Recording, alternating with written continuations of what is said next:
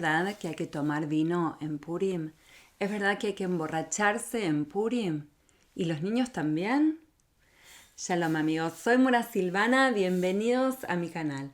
En la comunidad judía nos estamos preparando para la fiesta de Purim, en la que vamos a leer Megilat Esther, el libro bíblico de Esther, y conmemorar la salvación del pueblo judío del plan de Hamán en la antigua Persia de destruir, asesinar y aniquilar a todos los judíos, jóvenes, ancianos, mujeres y niños en un solo día. Desde hace varios años vengo publicando videos en mi playlist de Purim acerca de la historia de Purim y de cómo se celebra Purim. Explico cuáles son las 4 mitzvot, los 4 preceptos de Purim, que incluyen escuchar la lectura de la Megilá, comer una comida festiva, dar regalos de comida a nuestros amigos y dinero a los pobres. Pero cuando pregunté a mis seguidores en Instagram ¿qué te gustaría saber acerca de Purim? La pregunta más popular fue si es verdad que hay que emborracharse en Purim y si es verdad que los niños toman alcohol y se emborrachan en Purim. Antes de empezar, te invito a explorar todos los videos de esta lista de reproducción de Purim. Suscríbete al canal para darme tu apoyo y si te gusta este video también regálame un like.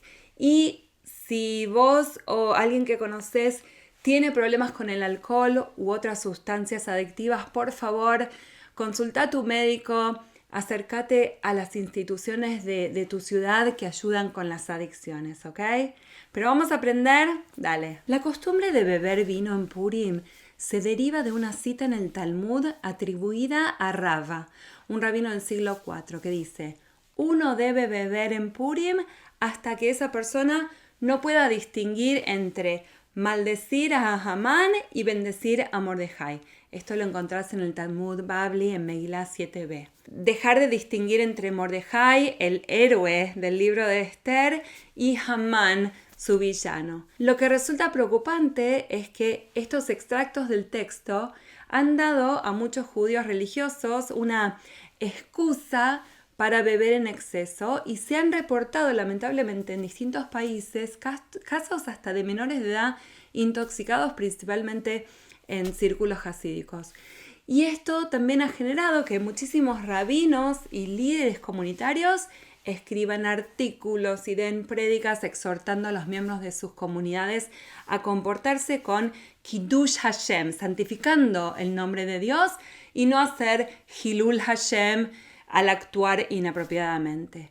Y así como también poniendo énfasis en el valor judío de Shmirat Haguf, de cuidar nuestro cuerpo y no hacerle daño. Entonces, yo me sumo a esa iniciativa y aquí van algunas explicaciones. En primer lugar, el propósito de beber en Purim, según Rava en el Talmud, no es lograr la embriaguez aturdidora. Si mirás en Yomá 76b, vas a ver que Rava creía que el vino y el incienso ayudan a las personas a lograr una comprensión más profunda. Y Rava buscó agudizar la mente, no incapacitarla. Según este punto de vista, lo ideal sería estar en un nivel de conciencia tan profundo que nos despojemos de nuestras típicas inclinaciones de juzgarnos a nosotros mismos y a los demás en términos simplistas. Hamán y Mordejai son prototipos que representan estados puros del ser que no existen en el mundo. Quizás entonces el mandato de no darnos cuenta de la diferencia entre maldito Hamán y bendito sea Mordejai podría ser tal vez una forma de recordarnos que la única forma de avanzar como individuos y como sociedad es reconocer que la humanidad es compleja y que no somos malos o buenos. Todos nosotros tenemos matices en nuestra personalidad. Hay que notar que el Talmud, enseguida que menciona la cita de Rava, continúa contando una historia de exceso de borrachera. En la historia, Rava es otro rabino de la tercera generación de amoraitas, de principios del siglo IV de la Era Común. Y entonces, Rava y Rabbi Zeira se reúnen para una comida de Purim y se emborrachan mucho. Rava se levanta y le corta la garganta a Rabbi Zeira. Literalmente, Rabba lo masacró. Al día siguiente, Rabba oró por Zeira y Dios le devolvió la vida. Un año después, Rabba le pregunta a Zeira, ¿te gustaría tener una seudá, una comida de Purim conmigo nuevamente este año?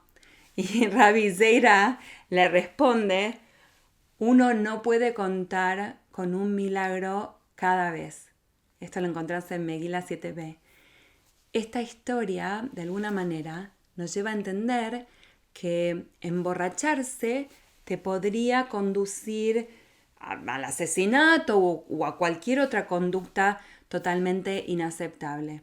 Y por eso nos invita a pensar que debe haber un límite respecto de la bebida. Algunos comentaristas entienden que no hay que beber para nada, pero la mayoría de las autoridades halágicas, de las autoridades de la ley judía, incluyendo el Rif y el Tur, al codificar legalmente esta prescripción, se refieren a las palabras de Rabba. ¿Cómo se entiende entonces ad lo yada, emborracharse hasta no saber la diferencia entre maldito sea Hamán y bendito sea Mordejai? Algunas autoridades dicen que significa beber hasta que uno ya no pueda como realizar las acrobacias mentales necesarias para poder sumar la gematria de Arur Hamán y Baruch Mordejai.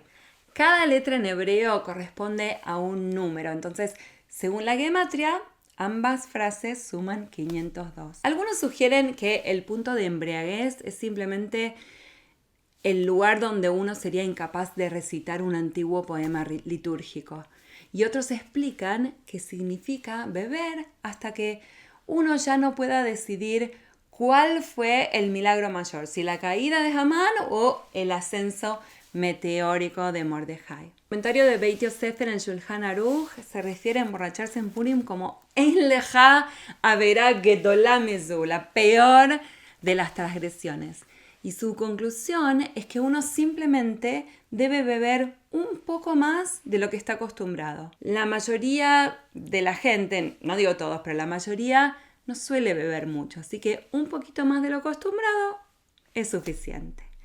El Rambam Maimónides ofrece un enfoque alternativo.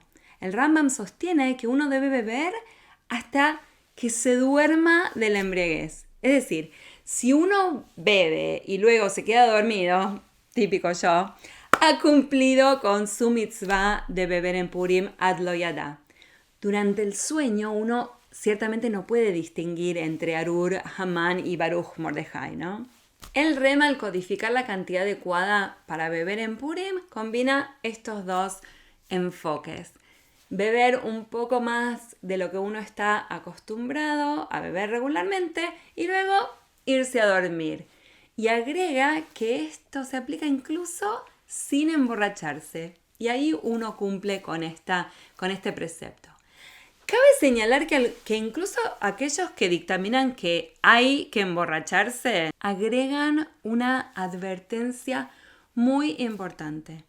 Si uno llega a ser negligente en el desempeño incluso de otra mitzvah, como por ejemplo Netilat Yadayim, lavarse las manos antes de comer pan, o recitar Birkat Hamazon, o sea, las bendiciones después de comer, o por ejemplo no poder rezar Ma'ariv en la noche cuando finaliza Purim, mientras uno está borracho, todos sostienen que es preferible no beber nada para asegurarse de que todas las acciones de uno permanezcan Leshem Shamaim, en nombre de Dios. La mayoría de nosotros creemos que vale la pena seguir la opinión de Rabbeinu Efraim de que lo adecuado es beber solo una pequeña cantidad de vino más de lo usual para no transgredir sin darse cuenta ninguna otra prohibición y comportarse de una manera que no sea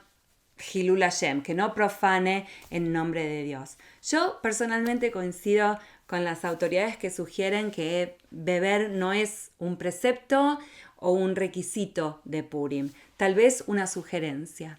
Y desde ya que quienes tienen una disposición débil o se sienten que la bebida les puede hacer daño, no deben tomar. De más está decir que la bebida debe tener un lugar específicamente dentro del contexto de la seudá de Purim, de la comida del día de Purim, y no tiene la intención de servir como una excusa para una borrachera a lo largo del día, ¿no? El judaísmo no condena el uso con moderación de bebidas alcohólicas. Al contrario, la Biblia, el Tanaj, habla en elogio del vino como sustancia que regocija el corazón humano, como lo indica el Salmo 104. Pero hoy más que nunca, cuando hay un aumento en el alcoholismo adolescente, tenemos que poder educar a nuestros hijos a saber tener límites y también actuar con moderación. Tener conciencia de nuestra responsabilidad individual y de nuestra responsabilidad de cuidar nuestra salud es muy importante. Nuestros hijos aprenden de nuestro propio ejemplo.